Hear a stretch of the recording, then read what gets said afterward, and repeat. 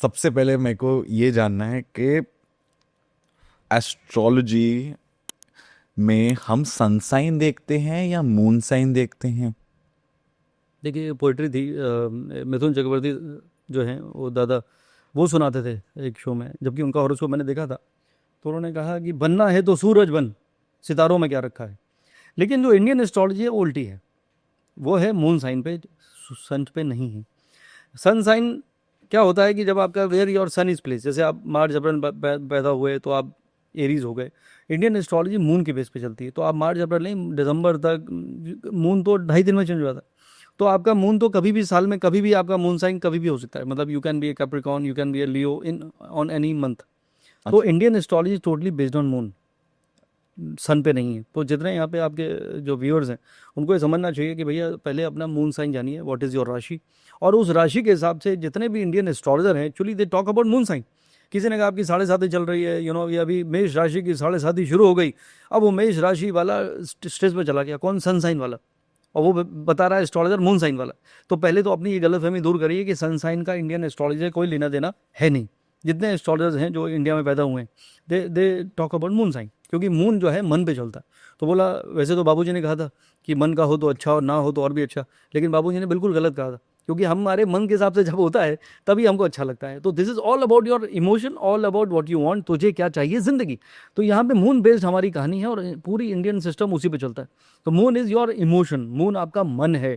तो मन के हिसाब से इट इज गुड और bad, it is frustrating, it is depressing, it is happy, it is joyful. Her cheese, her emotion आपका इमोशन के साथ ही है।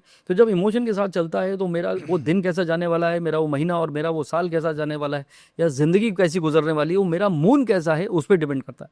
और वहीं पे जो नक्षत्र है उस नक्षत्र के लॉर्ड से आपकी दशा शुरू होती है। तो इसलिए चंद्रमा सबसे इंपॉर्टेंट प्लैनेट है। 8 प्लैनेट मिलके एक प्लैनेट को इन्फ्लुएंस करते हैं इंडियन एस्ट्रोलॉजी में। 8 प्लैनेट की कॉन्स्पिरेसी एक प्लैनेट को इन्फ्लुएंस करने में लग जाती है, वो है चंद्रमा, मन। तो जिसने मन को मना लिया, मन के हारे हार है, मन के जीते जीत। तो अगर आप वो पॉजिटिव जोन में चले गए तो फिर आपको चीज़ों का असर नहीं होगा, and then you will be in a happy space. इसीलिए मैं हमेशा कहता हूँ कुणाल कि जो खुश है वही खुश नसीब है। तो if you learn to be happy then you will be always be blessed, and that is what Indian astrology talks about कि भाई be a cheerful and a positive person, moon, because of moon. I think बहुत लोगों का आज ये भ्रम टूटने वाला है ये पर्टिकुलर लाइन सुनने के बाद, क्योंकि मैं भी जब भी किसी भी एस्ट्रोलॉजर की या किसी की भी प्रिडिक्शन सुनता था, मैं हमेशा वो जब जैसे मैं लियो हूँ अकॉर्डिंग टू सन साइन, तो वो जो प्रिडिक्शंस लियो के लिए दे रहे हैं मैं अपने लिए ले रहा हूँ। आज मुझे समझ में आया, आई एम श्योर बहुत लोगों को आज समझ में आया होगा कि एस्ट्रोलॉजी और Indian astrology specially it is not on sun sign, it is on moon sign. Moon sign कैसे पता करें?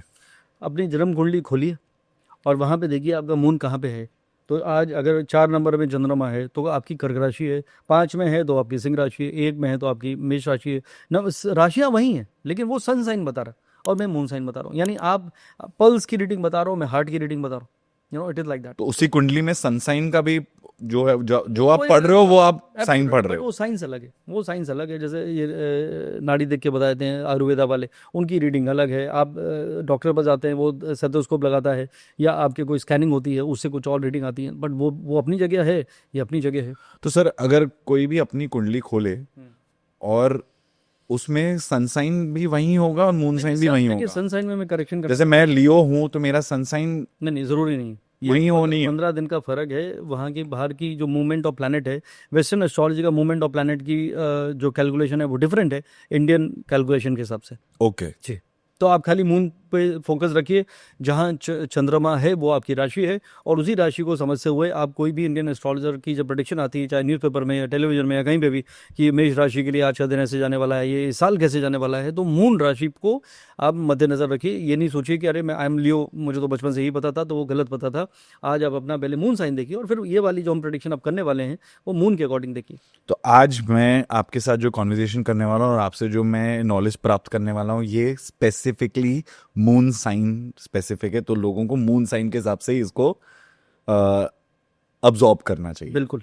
ओके सर, तो शुरू करते हैं। आधा साल पूरा हो गया है 25 का, और 26 का भी मैं जानना चाहता हूँ आपसे कि क्या क्या होने वाला है। तो प्लीज़ आप मुझे ये बताइए कि जून से लेकर अगले जून तक हर राशि का क्या होने वाला है? देखिए पहले तो होना तो कुछ है नहीं, क्योंकि लोग क्या है कहते हैं हैप्पी न्यू ईयर और न्यू साल की प्रेडिक्शन कर दीजिए। 1 जनवरी को कुछ भी बदलता नहीं है एस्ट्रोलॉजिकली स्पीकिंग, अच्छा, कैलेंडर के अलावा।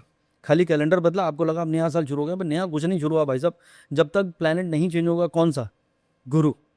Jupiter is utilize to give prediction for 1 year. जैसे सन से हम लोग 1 महीने की करते हैं, मून से हम लोग रोज की करते हैं क्योंकि 2.5 दिन तक वही रहेगा, ऐसे ही जुपिटर से 1 साल की प्रेडिक्शन की जाती है। तो रियल में अगर एनुअल प्रेडिक्शन जो आप मुझसे करवाना चाह रहे हैं वो जुपिटर से ही होती है। और जुपिटर चेंज हुआ 14 मई को, ओके, और 14 मई 2025 से नया साल शुरू हुआ है इंडियन ज्योतिष हिसाब से। 13 की रात को हुआ है, मैं 14 कह रहा हूँ सनराइज के हिसाब से।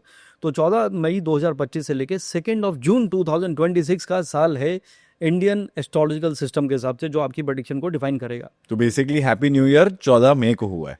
एब्सोल्युटली। वैसे भी हमारी देखिए 1 जनवरी इज ए ग्रेगोरियन कैलेंडर, और अब तो ग्रेगोरियन कैलेंडर के बेस पे लोग अपना मूलांक और वो सब भी लेके चल रहे हैं, नाम की स्पेलिंग को स्पॉइल करते चले जा रहे हैं।